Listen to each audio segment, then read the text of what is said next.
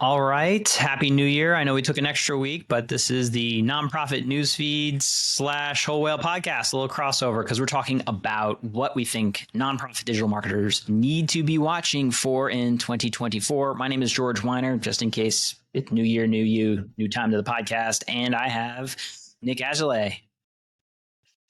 Hey everyone, as George said, I'm Nick Agile, Digital Strategy Manager here at Whole Whale, and we're super excited to take us into what's coming up for the new year, 2024, a year of lots of stuff, lots of stuff to go down. So we'll start us off at the top with a couple of predictions, buried treasure, events, other important things of note to start us off in the new year. First, we want to talk about ads and analytics. George, if you have been living under a rock, you would still know that Google Analytics, Universal Analytics, was deprecated in July of 2023. But the big timeline right now is that historic data will also be going away on July 1st of 2024. I think people are realizing this with annual reporting now due for 2023 and realizing that Universal Analytics, frankly, only captured half of last year. You're now on Google Analytics 4, GA4. But more importantly, if you want that historical information, July 1st, 2024, basically have about 6 months to store that in some way, shape, or form. Now, there are different ways of doing this for free, for paid. There's folks that will host this separately. And frankly, it's like, how long is a piece of string? How much are you willing to pay? But there is a free way to do it. And we have linked to that in our show notes and obviously on nonprofitnewsfeed.com for how we constantly share relevant information. So that's like not a prediction. That's going to happen. Also going to happen is the Google Chrome cookie deprecation of 2024. I shall give you a quick summary, which is it's confusing. Cookies are a way for people to target you with ads and pieces like that. And Google Chrome is specifically removing some of these third-party cookies that have allowed previous tracking. So imagine that, handbag, that pair of jeans, that jacket that chases you around the internet. Like a lot of that retargeting is going to be incredibly hard to do. It may also impact how you potentially log into certain sites and that persistent ability to log in. So a lot of analytic tracking of maybe some of the demographic things, if you've been relying on that inside of analytics, are also going to be going away. This is a win for privacy and a loss for people that like to use hyper-targeted third-party cookies. And there will also be unintended consequences of doing this, but that is not a prediction. That is happening. They are rolling it out steadily across the entire Chrome ecosystem. Yeah, George, and that's a great point. And that takes us into our next bullet point, and that is the increasing salience of consent mode on websites and mobile apps. Consent mode lets you communicate your user's cookie or app identifier consent status to Google. Essentially, what is going to happen if that users opt out of cookies, ads, analytics, third-party tags, etc., the gaps are going to be filled in by various Google tracking infrastructure, GA4, etc. So look for more cookie list type consent opt-in, opt-out related developments from Google products, particularly on the ads and analytics tracking side. Yeah, and we're going to see more predictive features with regard to AI coming into GA4. There are going to be more upgrades and updates to custom metrics and model attribution, see third-party cookies, and the reliance on how we actually understand things inside of GA4, Google Analytics 4, for our source of truth for analytics. I'll also quietly note that Whole Whale has also been playing with Microsoft Clarity. And so this wasn't in here, but this is just a bonus for you. I think there's going to be a rise in usage of Microsoft Clarity, which is Microsoft's version of free analytics. Remember, nothing's free, though. Comes with a cost, maybe your data, but it is their version of Google Analytics that might be worth playing with for a second opinion on your web analytic. Absolutely. That's a great rundown, George. I'll take us into our next section, and this is on fundraising, of course, at top of everybody's mind coming off of end of year. We've seen some trepidation in the sector about donor data, small giving, number of donors, that kind of thing. But George, we're making a prediction that crypto activity resurgence will boost crypto giving. Tell us more. We're, I think, on the cusp of another boom cycle for crypto on a macro level. The Fed's going to do what the Fed's going to do, but predicting rate cuts means there's going to be increased liquidity, increased risk, increased amounts of money potentially flowing into cryptocurrency. We've seen a huge increase just in the final quarters of last year, topping over $1 trillion for total market cap. That number moves very quickly, and this is probably going to be the year of a lot of ETFs. Going live just means a lot of new money being validated and sent into the crypto markets. With that happening, there's also something called the Bitcoin halvening. You don't need to know anything other than it is changing the amount of supply that is being pushed into the ecosystem, which has historically driven increases in price. Now, all that just means if more of these crypto folks, crypto bros, have more money, there's going to be increased amounts of donations being done. And the Giving Block has covered this in the past, and they are forecasting around 10 billion in giving. We may follow up on that. The takeaway for you is, look, if it's raining and you want to have a chance at catching some of it, you should have a bucket or a rain barrel. What is your crypto giving strategy moving into 2024? Might be something to visit, revisit, and refresh. Absolutely, George. I think that that's a great rundown. Our next prediction, again, this is something that we're less a prediction, more a statement, but email spammers will, quote, walk the plank with hefty penalties.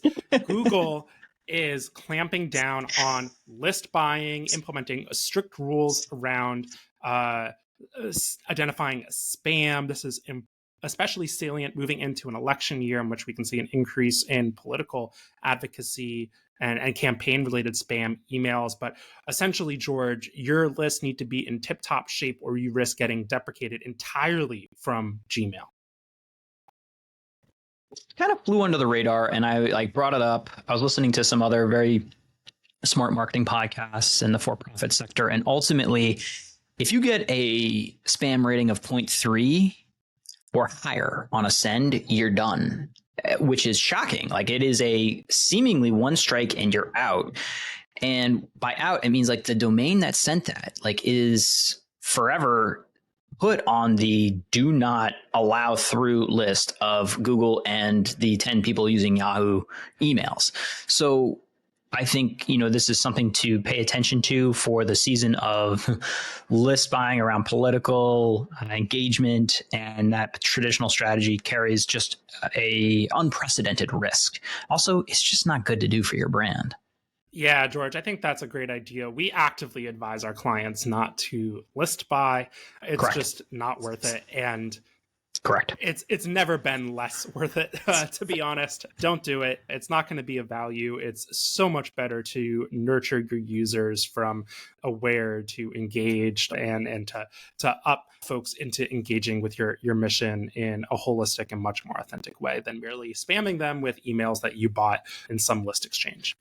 And speaking of that trust and the importance of nonprofits in maintaining that trust, we look to reports like the Edelman Trust Survey showing that although nonprofits compared to other industries have increased trust, we've seen in the past couple of years a decrease in trust in nonprofit organizations. Of course, nonprofit is a big umbrella, but I think that nonprofits need to be aware that just like all other institutions in America, the political institutions, civic institutions, just like institutions like the media, businesses, etc., can still face headwinds when it comes to public trust in a time of kind of hyper polarization and partisanship. So I think that is something that nonprofits need to be paying particularly close attention to.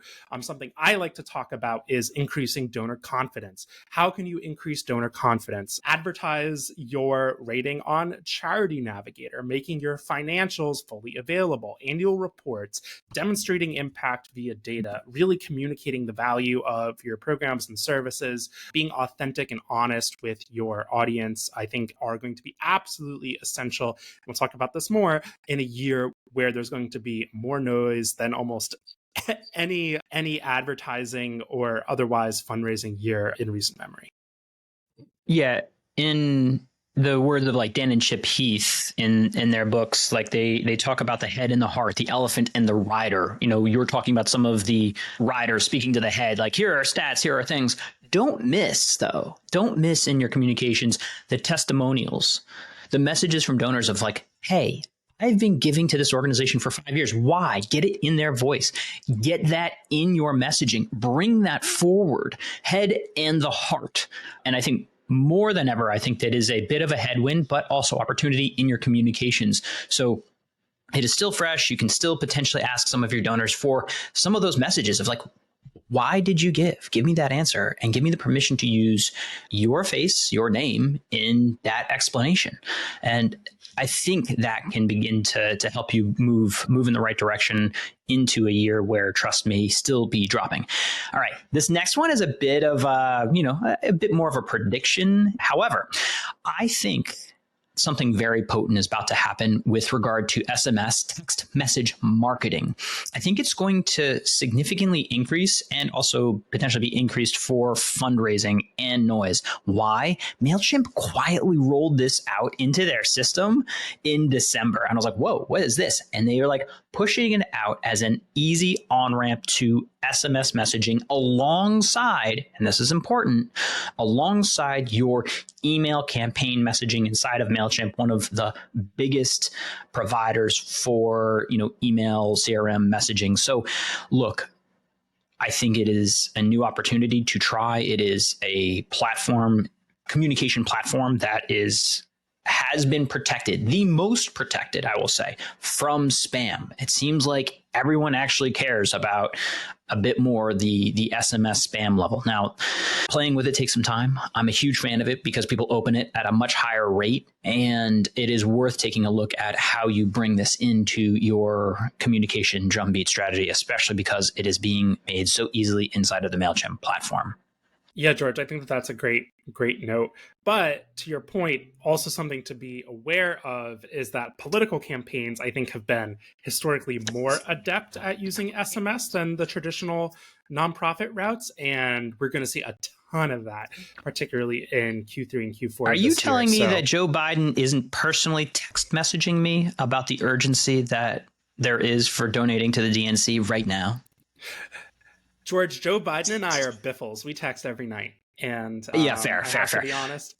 Jokes aside, as you are looking for case studies and best practices, and you are a nonprofit that is involved in creating long-term relationships, run, don't walk from the types of strategies employed, as much as we're joking, by politicians, the political cycle, and the urgency of donate now, get out the vote, now go away. That is not what you want to say. So take your lessons from somewhere else.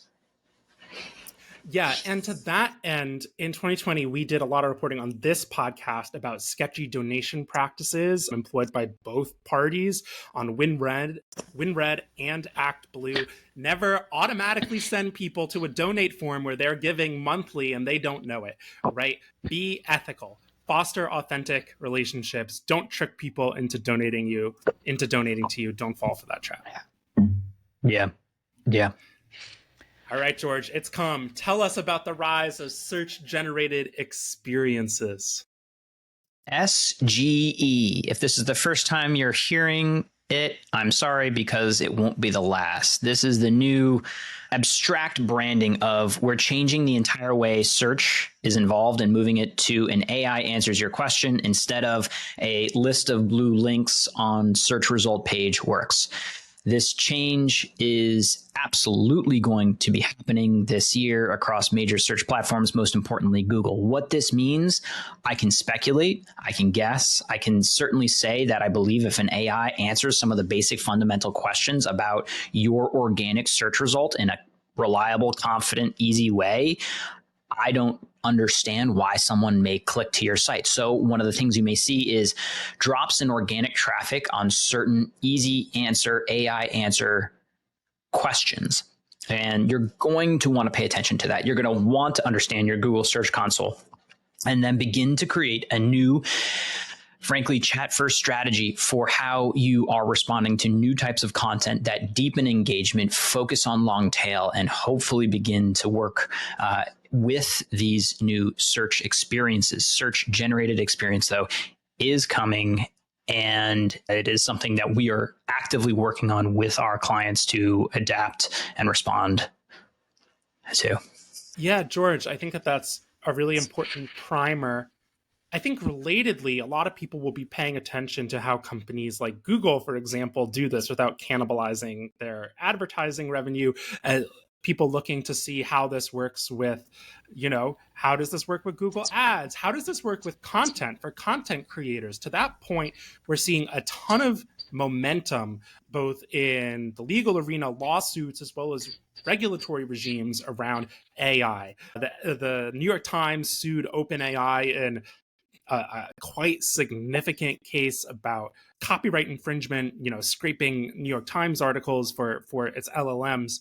How should nonprofits be thinking about engaging with content produced by LLMs and ethically using tools to create content that, quite frankly, right now at least, are trained on copyrighted material? How are you, as a nonprofit, should you be approaching these tools in a way that uses them ethically?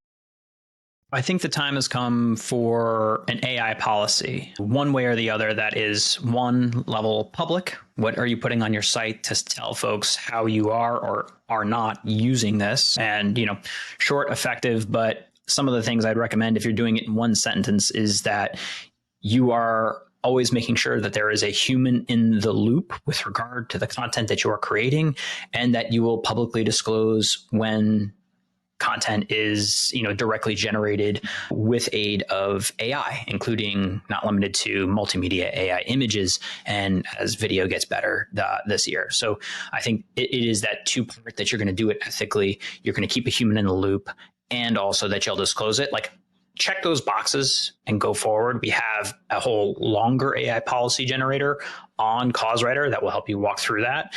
And then internally, I think it is important to have a much more deliberate approach to this. There's no more, this thing in the corner. Let's be clear. Your staff is already using it. I would bet dollars to donuts. I don't even know who bets dollars and donuts, but I would bet dollars to donuts that there is a not insignificant amount of your staff already using tools like ChatGPT. How do I know? Because 100 million monthly active users are just on one AI platform alone. And the distance between AI and every single online product you are using is absolutely being reduced. Don't believe me? Look around the next text input field that you are on any social platform, like, from LinkedIn to, let's just say, even writing an email. These tiny little let AI rewrite this for you is popping up everywhere. It is time to pay attention and have an internal and external policy. And I think it is on the docket to do that this year as a prediction. Another one for you is around regulation. I think the industry is very much watching the recent New York Times copyright lawsuit to OpenAI to understand what it really means. The fact that essentially OpenAI and others gobbled up the entire internet and everything on it without permission to train these LLM models. The question is, should they pay for that? It's a big question, and we're going to wait to see it. But make no mistake, that won't kill. There's no putting the genie back in the bottle. There's like, it's going to go away. Not going away. At the very sheer fact that, you can take an open source model, download it locally, and run it away from the internet. Like, the advantages that these LLMs give folks that understand how to use them is too great. And again, you can't unscramble this egg. However, there may be a step backward or sideways with regard to how folks like OpenAI are gobbling up information.